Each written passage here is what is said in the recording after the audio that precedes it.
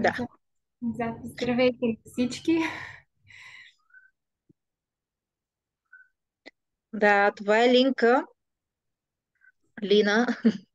Тя е една от първите, които започна да води игра Лила в България и аз съм играла с нея, мисля, че 2020 беше. Или 2020, да. 2020, да, 2020 съм играла и за мен беше много интересен опит. Наистина не знам дали тук в този един час ще можем да предадем усещането от една цялостна игра Лила. Лила, малко ги обърках от една цялостна игра, но ще се опитаме поне. Така че важно е и вие да задавате своите въпроси, нали, за да може да ви стане и на вас по-ясно какво точно представлява играта. Давам думата на Лина, тъй като тя е водеща на игра Лила. Аз само съм играла веднъж и наистина бях много впечатлена, тъй като получих така осъзнавания по време на цялата игра. Тя така продължи доста дълго и наистина е нещо, което е много като да речем женски кръг, защото ние бяхме тогава жени предимно и наистина можеш да се отпуснеш и играйки да осъзнаеш много неща, тъй като знаем, че и живота е една игра. Реално е точно това. Добре, давам думата на Лина, няма да губя. Първо искам да ти благодаря, че ме подкрепи с тази идея да започнем да говорим и разказваме за Лила. Аз съм от Русия и а, ще правя грешки, но имам голямо желание да говоря за Лила на български язик и на английски и на руски народен ми език. Затова ще ми простите, ако нещо не вие не разбирате, питайте, аз отново ще опитам. Аз водя тази игра 2020 година и бях в Бали, точно запознахме се с Вени по време на един йога тур. И те са тръгнали и ни затвориха заради COVID в Бали. И игра Да, ми ние Вани. много инфарктно, ние хванахме пред последния самолет и после ги затвориха, Лина остана там. Ние се Да, прибрахме. и аз останах за да запозная с Лила, както цяло сега гледайки така на целият този опит.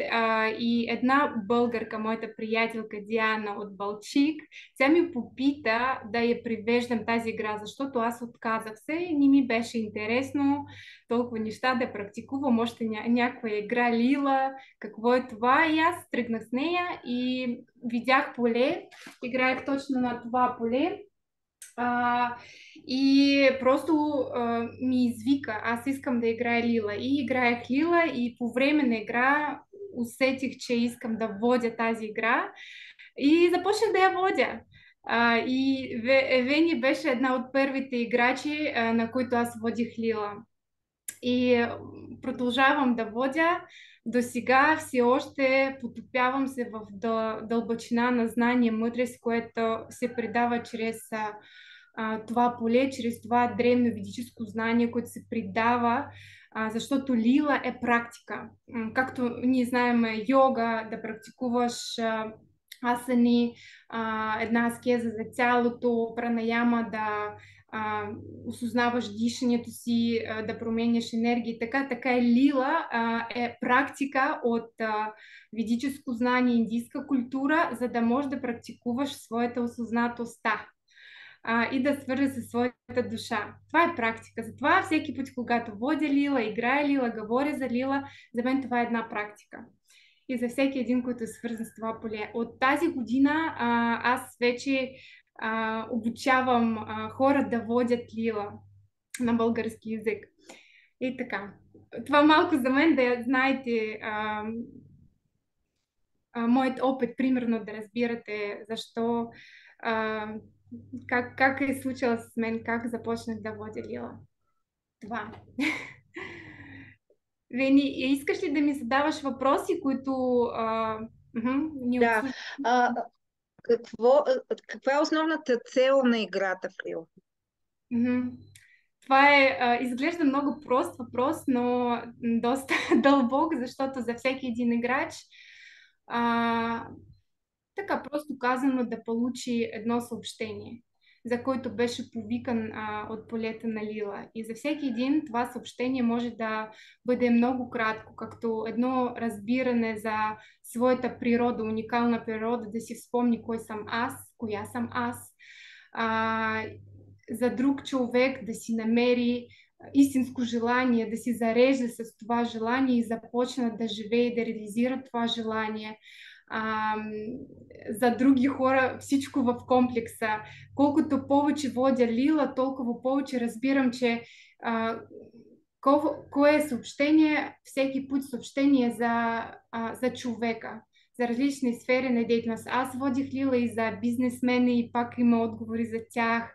Почти нищо, никакво физическо знание не мога да им предам. Те не искат, но пак те намират начини как да могат да подобрят бизнес, защото няма значение какво. Лила дава целта на Лила да придаде един дълбок принцип на мироздание, защото ние сме микрокосмос, а макрокосмос има същите принципи. Един важен принцип, който можем да прилагаме в живота, за да можем да постигнем нашите цели, желания, да подобрим живота, да усещам повече щастие.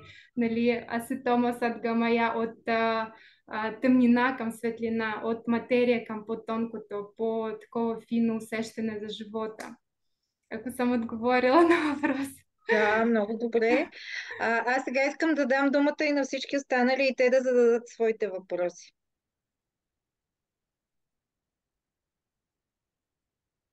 Те си мълчат, значи аз ще ги повиквам. И аз, и Яна, тук имаме две Яни.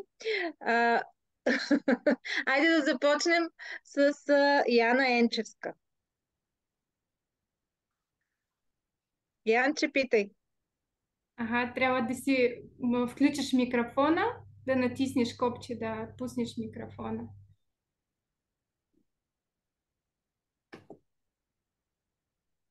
Ага.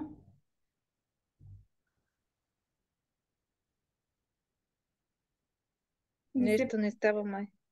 Нищо, другата Яна. Яна, пускай микрофона. Пуснах Задавай ли го? въпрос. Ето Яна. Да. Привет! Чувам ли се? Да, сега се чуваш.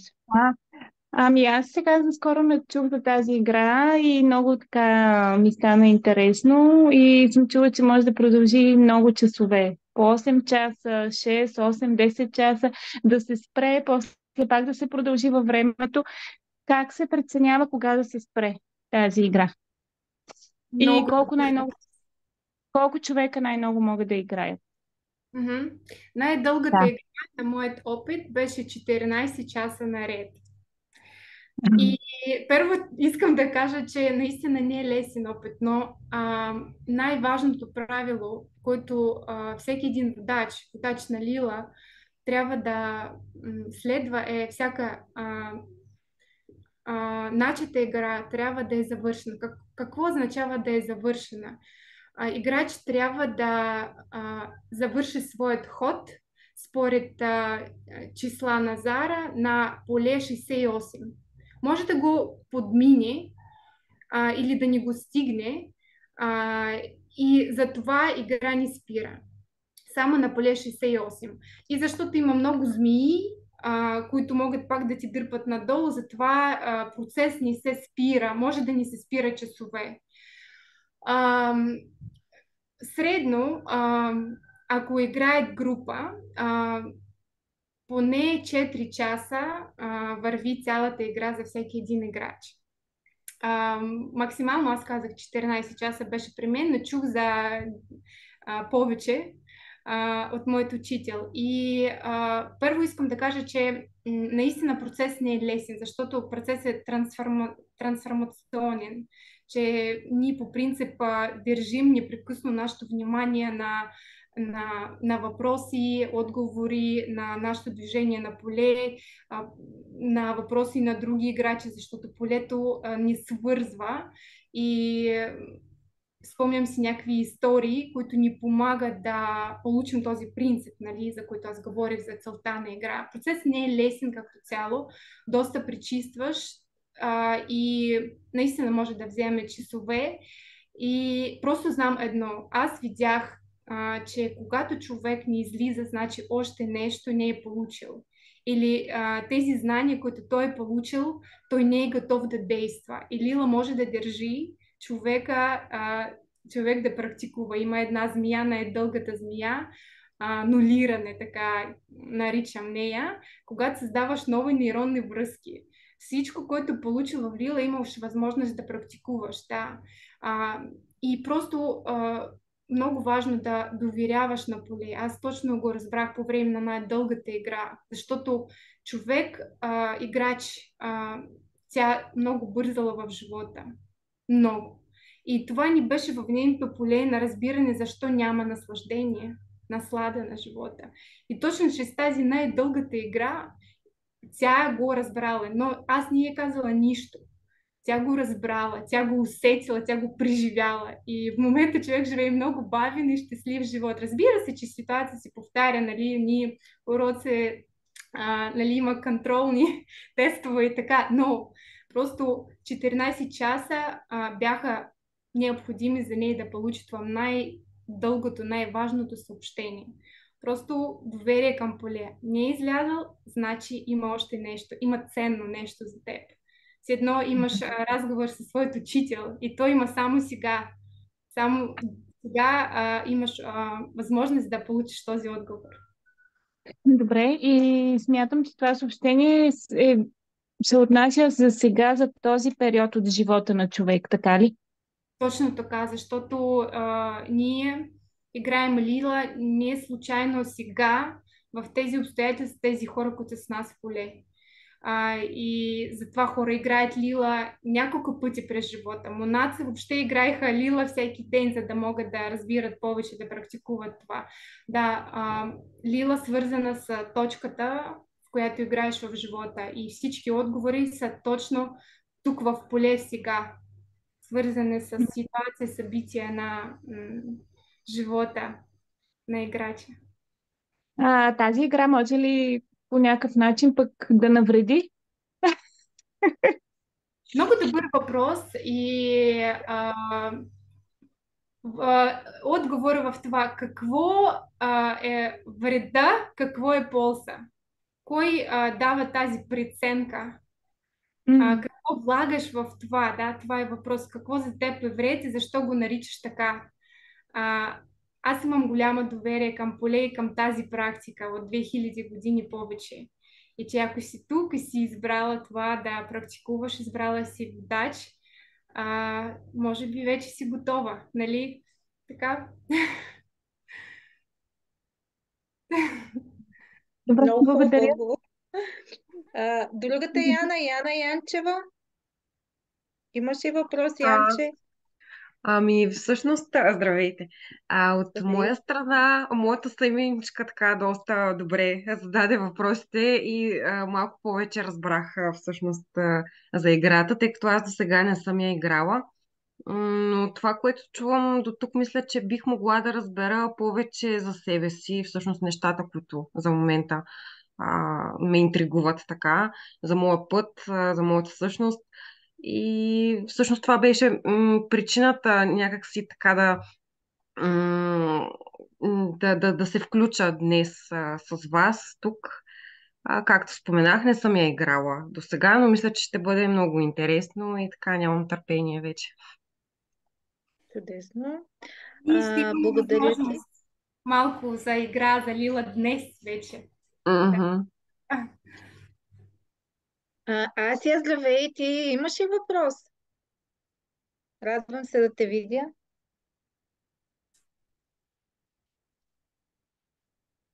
Здравейте и от мен. Аз въпроси нямам, само мога да споделя, че бях на един йога ретрит, един уикенд, който беше много пречистващ, беше много труден и беше много болезнен, но накрая си извадих едни поуки, които си ги повтарям вече няколко месеца и беше много полезен за мен. Така че се надявам, нищо не знам за играта, това да бъде нещо подобно. Нямам никаква представа, но така си го представям. Добре, благодаря ти. да. А, Нати, Наталия? Здрасти, Вени. Здравей, Лина. Ние с теб не сме се виждали от ретрита миналата година на Бали, където се Точно така. запознахме. За мен беше много трансформационен този ретрит и в положителна посока, определено. И понеже прочетах, че играта Лила също е трансформационна и ти го каза преди малко, това проявих желание. Аз до сега не съм играла на тази игра. И всъщност не мога много да си обясня, но може би тя прилича на настолната игра Стълбички и змии или нещо от този род. Хвърляме зарчето и се придвижваме на горни нива, но какво? Във всяка една клетка, във всяко едно поле има някакво универсално значение, което всеки сам за себе си спрямо отговора ли го интерпретира или как точно се случва самото придвижване по платното. Мгм. Много ми е интересно, че колко много отговор вече има в точен въпрос, който вече е създаден и готов. А, да, тази игра, детска игра Змии и стълби, тя е взета от Лила от Индия и започнала. И те са взели само механика на игра.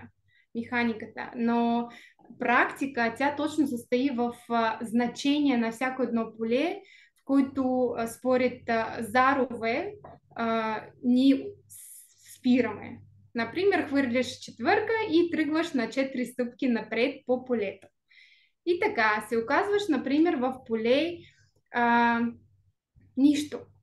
13-то поле. Това е едно състояние. Всяко едно поле е вътрешно състояние на човека, който той преминава през живота си. Едно временно състояние. И по някакъв начин, чрез това поле, Лила ти напомня за това състояние в твоят живот. Никой от теб повече не знае защо Лила ти привлича внимание към това състояние сега, според твоето намерение и твоят въпрос, защото когато аз водя Лила, аз каня играчи всеки път да насочват енергия на нещо. Не просто хвърлят зара, къде да падне. Има едно намерение, един въпрос, за това ако ние не сме насочили внимание, имаме възможност да получим отговор по-точен. И ние вече, и ти спираш на поле, например, играчът спира не ти, на поле 13 и ние започваме да говорим за това поле.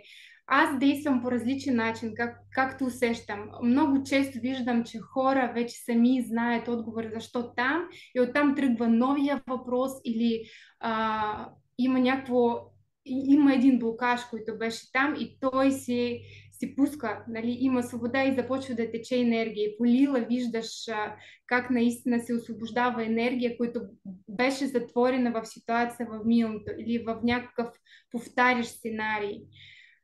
И чрез, говорейки за едно вътрешно състояние от 1 до 72 полета на Лила, ние по принцип можем да разбираме защо и как можем да подобрим живота си, да постигнем своите цели. Ако не съм ти отговорила на въпроса, кажи ми. Не, много ти благодаря. Много изчерпателен беше. Горе-долу придобих представа, но разбира се, човек трябва да опита и самата игра, за да вече напълно да е наясно. Благодаря ти много. Благодаря, Нати. Ива Фикова? Имаш ли въпроси, Иве? Чувам или не? Да. Чуваш се, да. Да. Ами аз имам един въпрос, понеже, нали, доколкото сега много нашумя играта и разбирам, че тя е нещо като бордова игра, мисъл, да се каже. И в този контекст ми е любопитно какво представлява обучението на водещи на играта, тъй като, примерно, правилата да се научат, да кажем, един ден, но цяло обучение, това ми е любопитно на мен. Добър въпрос. Ще отговоря, защото по принцип пак е свързано с самата практика на Лила. Аз започнах да водя Лила без да обучавам, без да преминам никакво обучение, защото всеки един от нас носи в себе си опит, мъдрост, който е постигнал чрез своят жизненен път. и със сигурност може да придаде на поне един човек тази мудрост, отговор чрез своят опит. Да, има правила, които са написани в книгата на Харис Джохари. Тя е в свободен достъп в интернет и това е разбрано. Първото, което е важно, е опит, който аз имам както водач на Лила. Аз мога да придам точно, нали, различни ситуации, особено трудно да човек да си ради в Лила. Защото игра започва, когато играч хвърля шестица на Зара. И този процес е пак част от Лила и свързан с търсене на своето истинско желание или своят истинския страх, който пак е част от желание.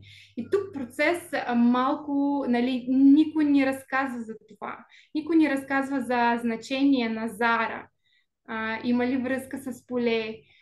Никой не разказва за определени ситуации и по време на обучение ние се събираме на живо и направо играем Лила все едно. И пак това поле от водачи, които са в курса, пак е поле на Лила. По време на първия поток просто толкова хора имаше същите ситуации по време на курса и те си помагали една на друга. Имаше само един мъж в поле. 16 човека я преминават същите жизнени ситуации и събития. По същия начин, както когато хора играят Лила в група, пак има доста ситуации, които са свързват ни. Вярвам, че за всеки един, който преминава всяко едно трансформационно обучение, има вътрешна трансформация. Бих казала с прости думи, че това обучение е за личната трансформация. Как водач може да се подобри себе си, работи със себе си.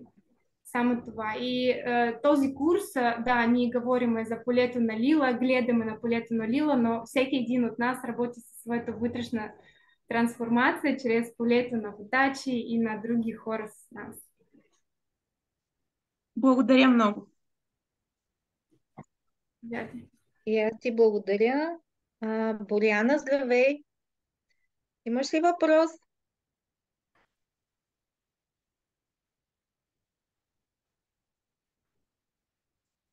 Здрасти. Здрасти. Нямам въпроси, защото аз за първи път чувам за тази игра. И всичко, което разказвате за нея, ми е интересно. Чудесно.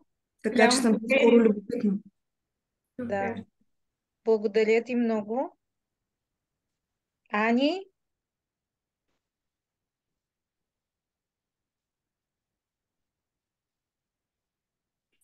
Здравейте!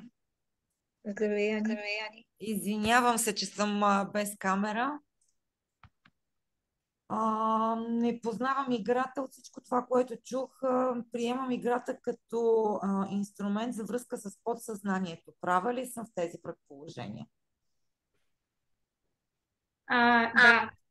Подсъзнание, свърхсъзнание, съзнателността си работи Лила. Благодаря. И аз благодаря. Милена, нещо става микрофония отвъд. Здравейте, дали ме чувате? Чуваме се. Аз исках да попитам дали всеки може да играе тази игра. Има ли някакво ограничение, подготовка или нещо, което трябва да знае?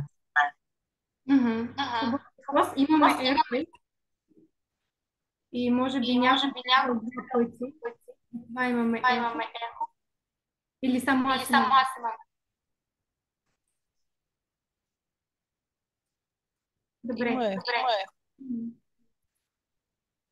Добре. Аз водих Лила и за малки деца. И просто уникално как те имат възможност да видят и да говорят лесно и да ги чуват. Едно време и в коучинг, например, човек трябва да е психологически. Има микрофония, Линка, извинявай, че те прекъсвам. Може би всички да си спрем микрофоните.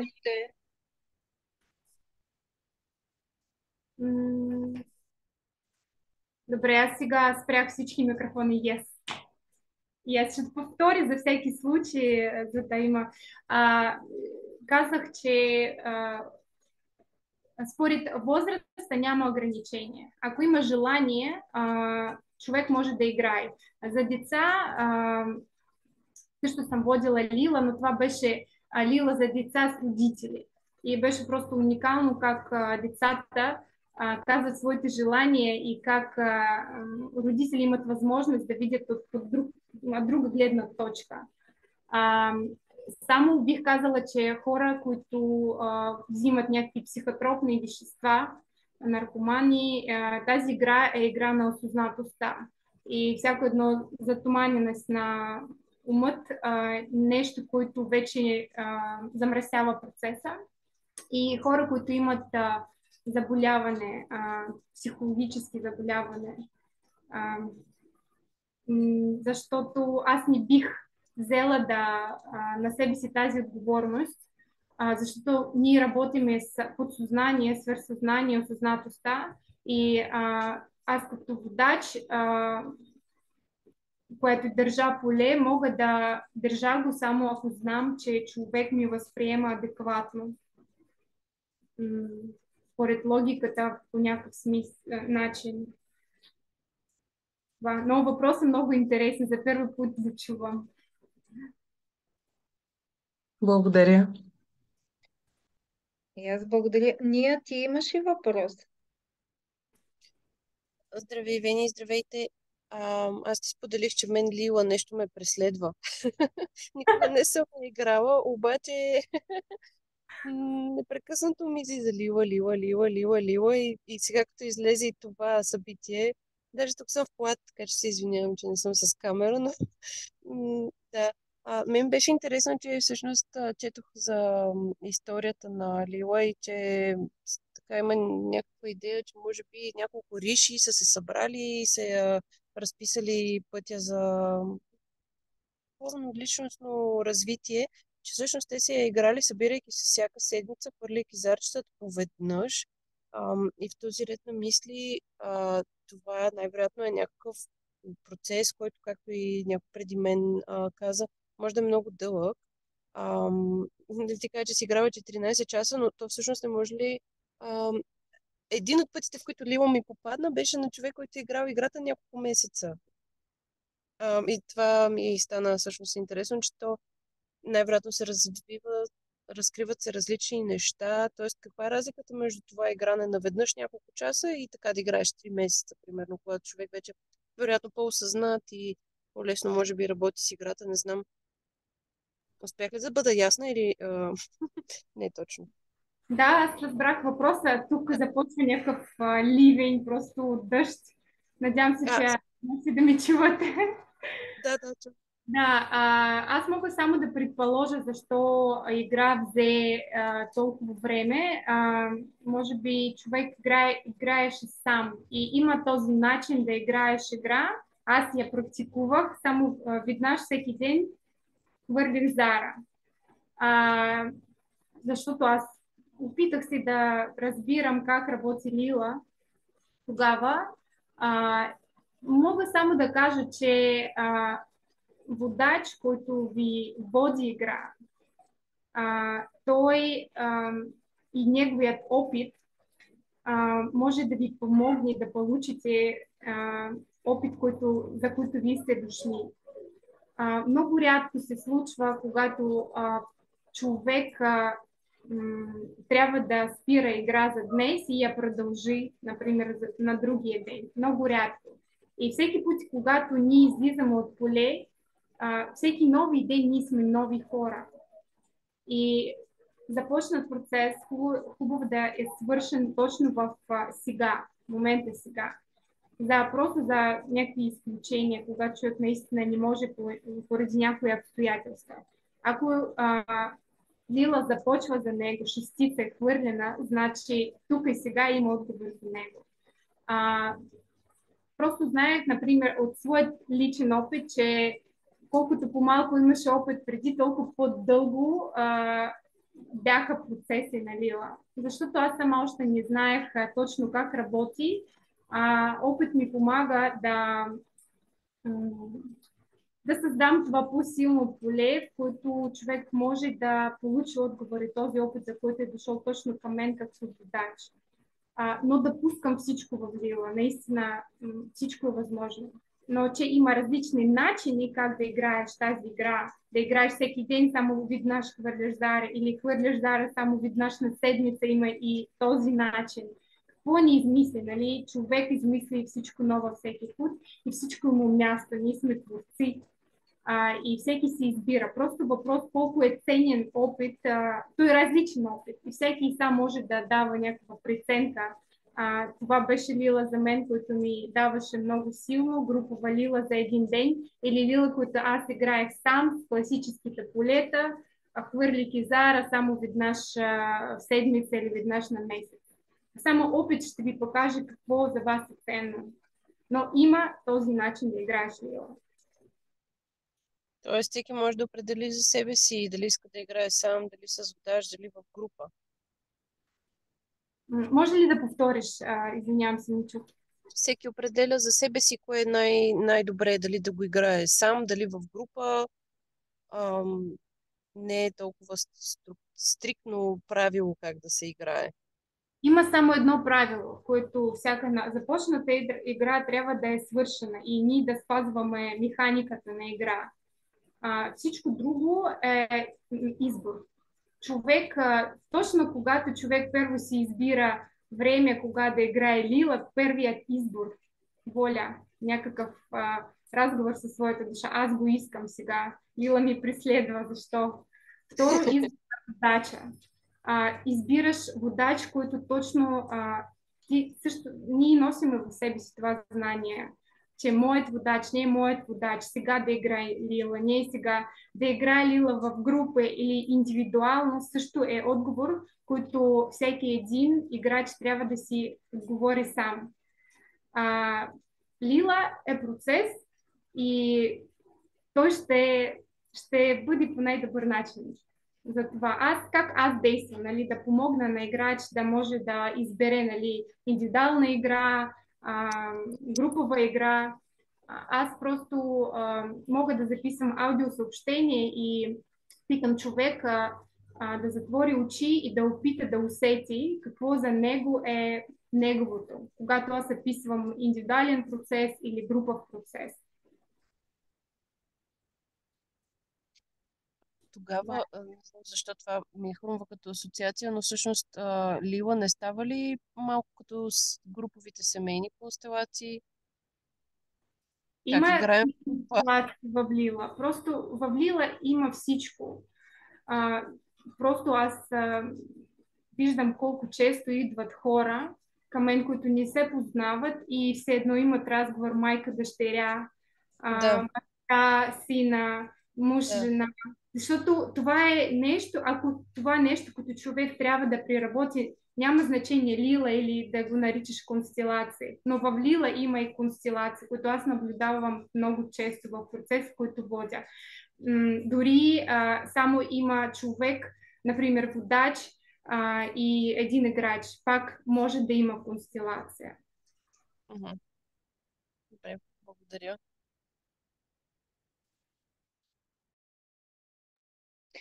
Мисля, че Оля остана само. Ако някой друг изпускам да си каже. Оля, ти имаш ли въпрос? Здравейте, не, нямам въпрос. Аз напълно непозната ми, така че очаквам да се запозная просто. Добре, чудесно. Благодаря ти. Линка? Да. Ако искаш сега да малко игра, нали, тази игра няма да е същинската игра Лила, но просто ако искат хората да се свържат по някакъв, макар и мъничък начин с полето. Първо, че аз мисля, че игра по някакъв начин вече е във вашето поле, защото вие сте тук и игра за вас по някакъв начин е започната, има желание, защото игра свързана с едно желание. Желание да получиш опит. Кой опит за всеки един е нещо уникално. А как аз ви предлагам да поиграете Лила? Да си формулирате един въпрос или желание. Може да не го казвате на глас, но поне да го запишете, защото форма ни помага после да намерим по-точен отговор, либо добре се концентрирате и казвате цифра от 1 до 72. Аз дори не знам вашият въпрос, просто ще разказвам за това поле. И просто ще ви попитам да давате малко повече пространство, че не, може би въпрос не е сега, не е така да ви хрумне, това е, но просто да давате пространство, време да получите отговор на този въпрос. Който иска първия, може да включи микрофона или в чат, както е удобно, да каже цифра, число от 1 до 72. Предлагам да пак поред, защото иначе ще стане, може да стане така объркване. Да. Нека да е по същия начин, Яна. Да. Не знам дали ще спазя реда, но ще се опитам. Моето число е 52. 52? Да. Добре. Това е една змия. Се казва химса. Се превежда насилие. Насилие е когато няма свобода на воля. Насилие може да бъде външно над един друг човек или вършено над нас, ние и външния свят. Или насилие, което се случва вътрешно. Аз го искам, но не се позволявам това по някакъв начин. И въпросът тук, има ли в твоят живот място на насилие? И насилие не е задължително свързано с някакво физическо действие. Това може би едно разбиране, което човек вече носи в себе си и иска да сподели с най-близките хора, те да бъдат по-щастливи. Но човек още не е готов. И да дадеш пространство на друг човек, да поиска го това и да го вземе, голяма практика на ахимса. Не е насилие.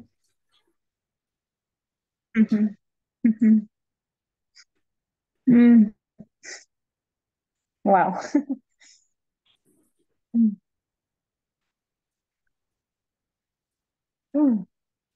Много ме замисли.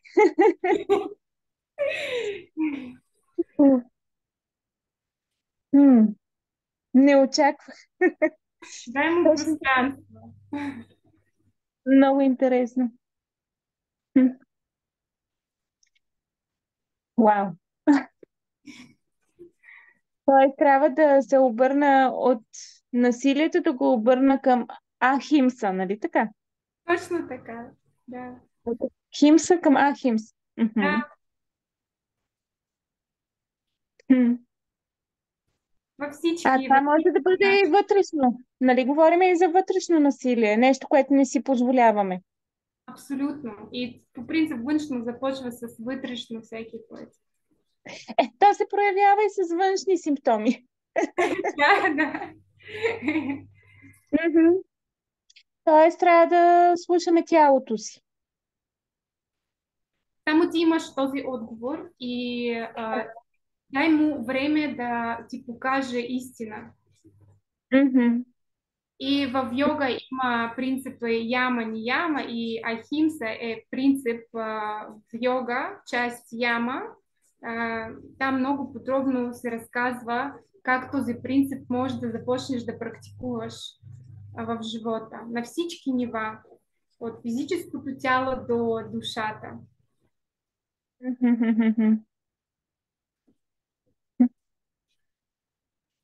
Благодаря. Благодаря, Янче. Другата Яна?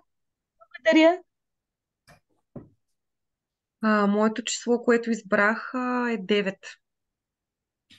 Емоции. Кама. Емоции е енергия, motion, движение на енергия в цяло. Емоции си представляват движение на енергия в цяло, който ни води, който нещо ни показва.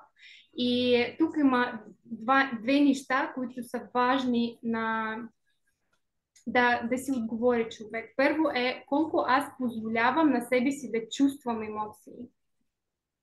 И второ, аз позволявам на тях те да си проявяват, защото енергия, както започва да се движи, да й позволиш да излезе по най-хармоничен начин. И въпрос е два въпроса. Да? Първо, позволявам на себе си. Много често гневът, много ни го затваряме, в живота ни се позволяваме. Колко си позволяваме да го усещаме и как с него можем да работим по най-хармоничен начин за нас. Може би не само гняв, нали, и положителни емоции. Всичко има просто, нали, има амплитуда, в коя посока е въпрос просто на вътрешно, субективно усещане за това. Добре, благодаря. Всяко една емоция има място да съществува, да ни води.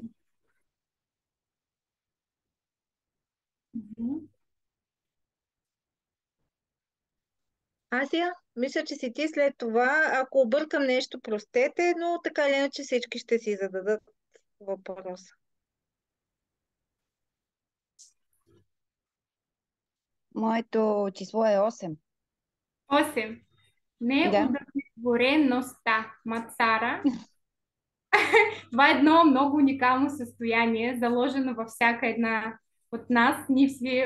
Ние се стремим към нещо безлимитно, безгранично. И за да си продължим по пътя, това качество е заложено във всеки един от нас. Само, че всяко едно състояние вътрешно няма лошо. Това е един потенциал, един инструмент, който ние само можем да го интерпретираме.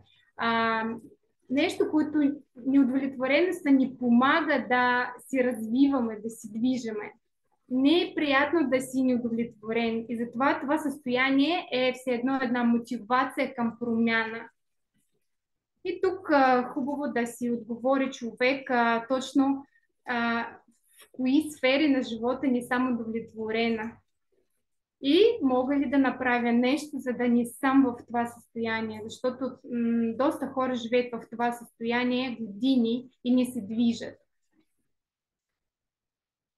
Това е едно мотивационно, енергийно състояние, което всеки път пак ни води да вървим напред.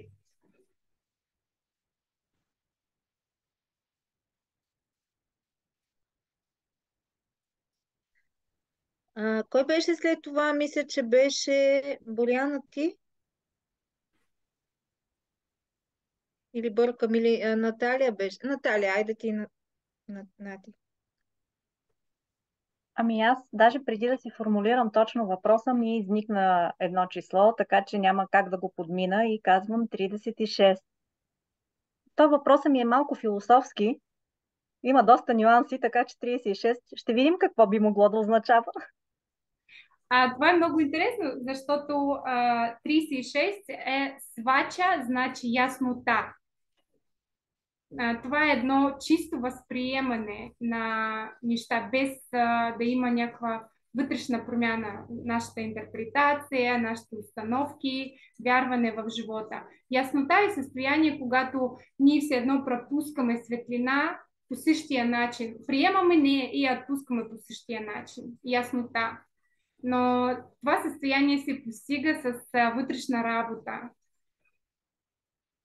Да, просто дума яснота, състояние на яснота. Как ти влизаш в това състояние? Какво за теб е това състояние? Колко често ти води това състояние? Колко често го ползваш в живота? Добре, много ти благодаря. Има доста да помисля върху това, но съм доволна от моментното си състояние. Благодаря. И сега Боряна. И моето число дойде преди да съм съвсем готова с въпроса. И то е 34. Интересно, че когато аз просто го свързвам с начин, по който можеш да хвърляш зара, че понякога нямаш въпрос и все едно доверяваш на Лила да ти даде някои насоки. Нали? Аз доверявам, получавам съобщение, нали, каквото е. И когато човек ми казва, че има число преди да помисли нещо, все едно свързвам с точно този момент на игра. 34 е раса лока. Аз малко за всеки случай признавам се, подгледвам на поле, е вкусът. И аз просто искам да те попитам, кажи, Боряна ли беше? Да. Какво за теб означава вкусът в живота?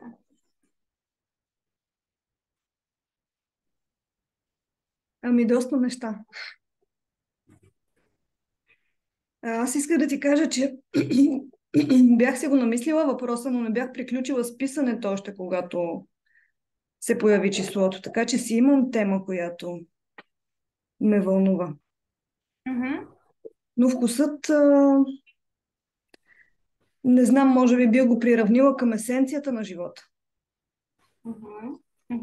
Тоест не само вкуса като влечение към храна, и като музика, която харесвам, като начин, по който искам да се чувствам, комплекс от неща.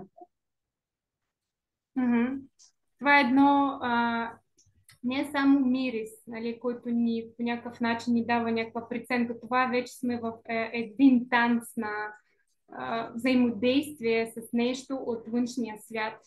И затова усещам вкусът ми е вкусно. Има такава израз на руски език, на мен искам да ми е вкусно да живея. И това не е свързано само с храна или с мирис, или с нещо, което слагаме в уста. А това е свързано с някакво дълбоко взаимодействие с живота. Такъв обмен, дълбок обмен с живота. Просто аз пак не мога да ти дам отговор. Само всеки един от вас има отговор и може да получи него. Аз си отговорих, благодаря ти. Благодаря. Радвам се.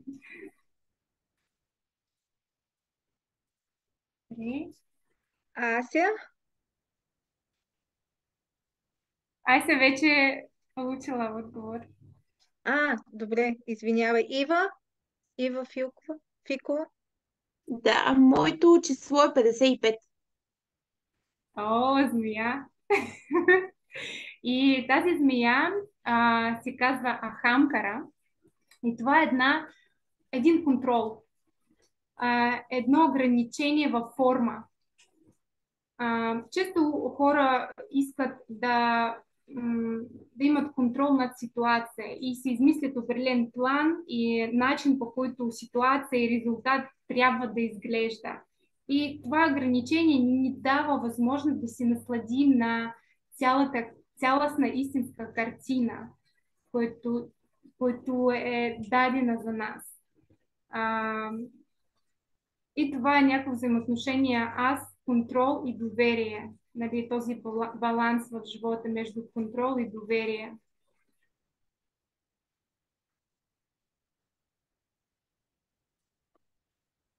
Иван? Благодаря. Сигурно, да, ще помисля. Ще помисля И нещо. също, нали, тази змия, ще ви дам допълнително малко, защото така го усещам. Опашката на змия, свързана с гневът.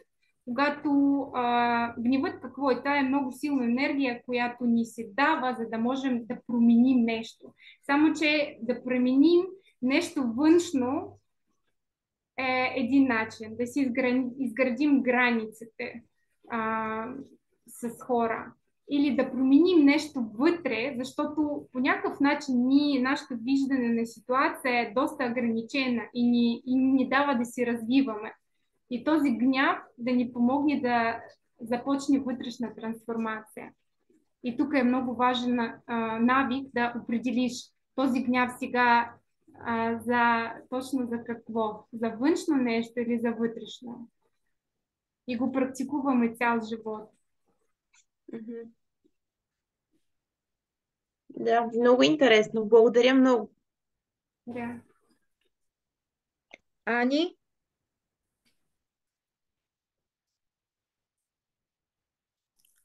Здравейте, моето число е 70.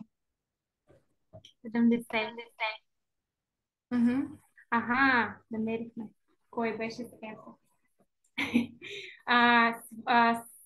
Сатва.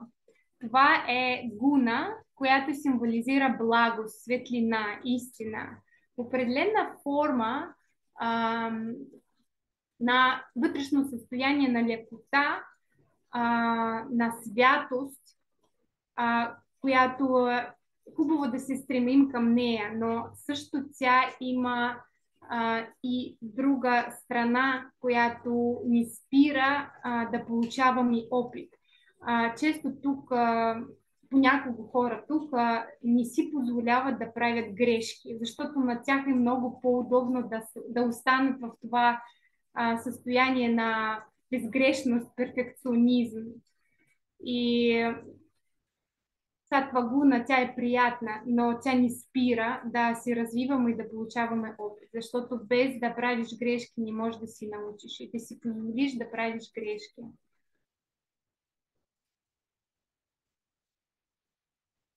Още има такава доста, аз много се свързвам с тази фраза, че да бъдеш добра не значи да бъдеш себе си. Да бъдеш добра за всички не значи да бъдеш себе си. Не означава да бъдеш себе си. Благодаря. Милена?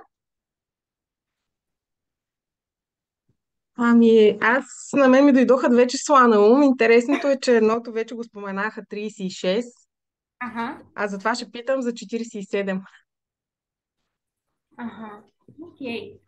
Това, добре, 47 е Сарасвати, един потенциал. Една дарба, един потенциал на сила, само че как човек ще го прилага, той може да стане или дарба, или да стане пречка в живота.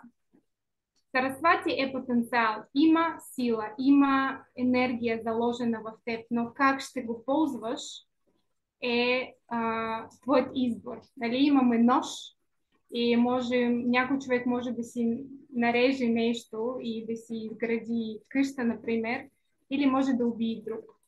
И потенциал е нещо, някаква данност, но само човек избира как да го развива и как да го прилага в живота.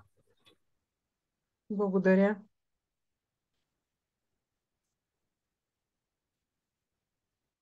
Ния?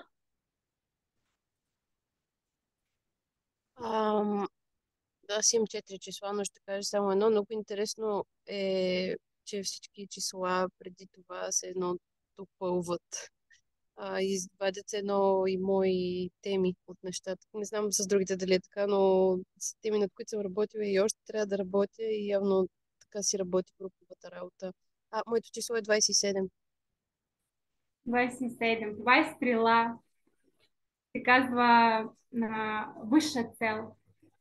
това едно нещо, което ни зарежда и ни мотивира да ставаме всеки ден сутринта и да полагаме усилия, да продължаваме да вървим напред. Тази цел може да си променя форма, но не се променя силата на движение. Всеки път, свързвайки се с тази цел, някаква визия за това, каквото ние искаме и как го искаме, направо ни дава много енергия. И затова тя е стрела. И тя ни изпраща към реализация, към гърлената чакра. Защото истинска цел е свързана с нашата уникална проява в живота. Коя е твоята цел? Какво да намеря. Да я намеря. Всъщност въпросът ми беше да я намеря. И това ми е малко смешно, че това число това ми е въпроса. Според мен гърлената чакра си е отговор. Какво? Според мен гърлена чакра си е отговор. Ами аз там имам много често блокажи, ти знаеш, там непрекъснато ми пада гласа. То просто е абсурдно. Има нещо там. Да.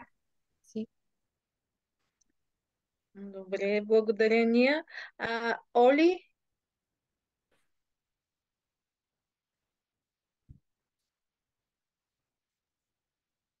Моето число е 22. 22. 22 е централната стрела на Лила, се казва Дхарма.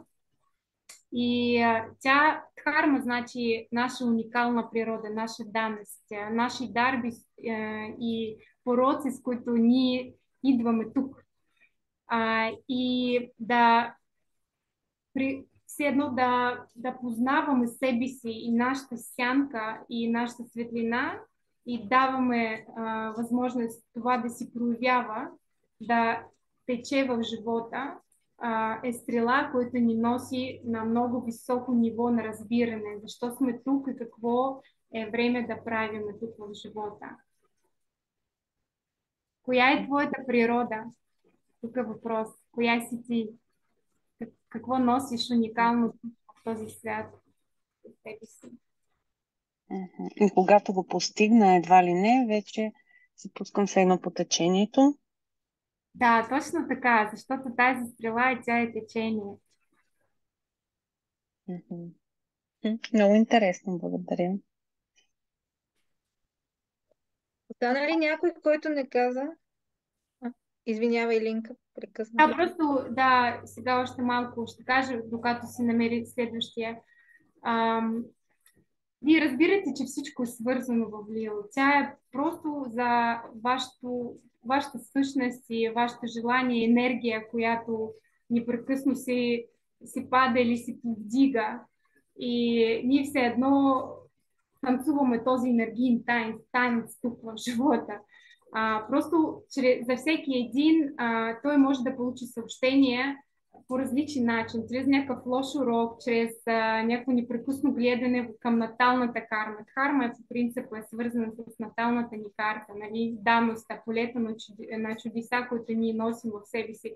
И тя пак едно нещо разширяващо. Ние не можем веднъж така, това съм аз и така. Не, още там, това е само върха на айсберга. Айсберг е много голям. Цялата сила, енергия, потенциал са разхвати, за които говорихме.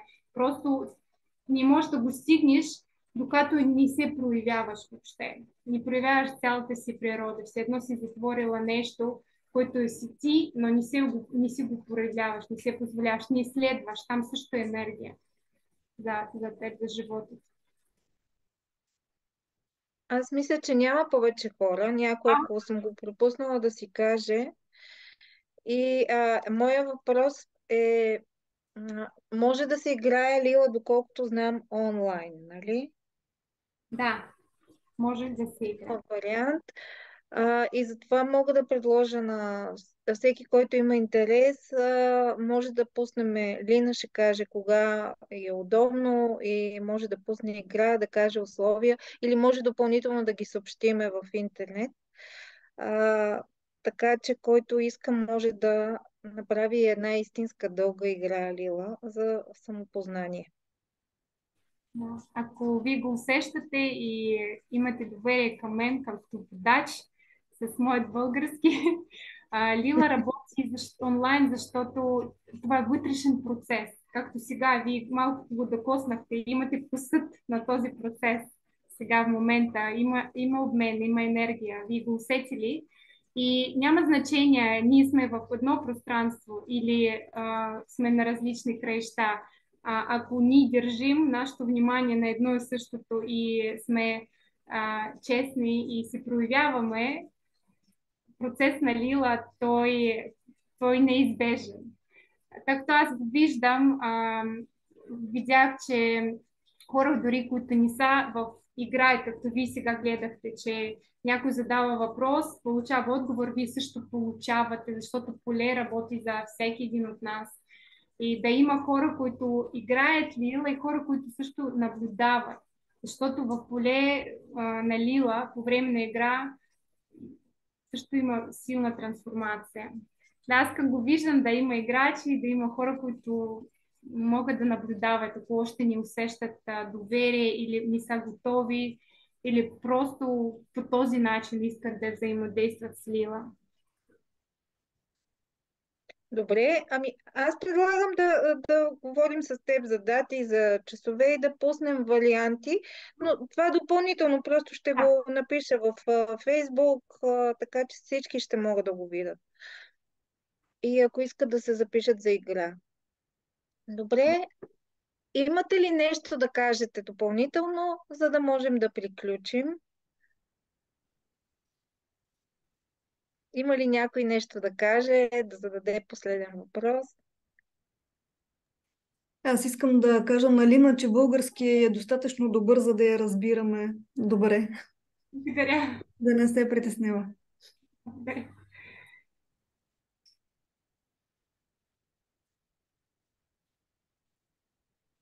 Добре, благодаря ви и на Лина много благодаря за това представяне и за всичко, което ни разказа. И може да очаквате в Фейсбук. Ние с нея ще се разберем за дати, за часове, в които може да се включите евентуално в една истинска пълна игра Лила. Благодаря. Добре. И аз ви благодаря и Благодаря. И аз ти благодаря, Лени. Благодаря до много. нови срещи. Благодаря, чао. Благодаря и от мен. Чао. Чао.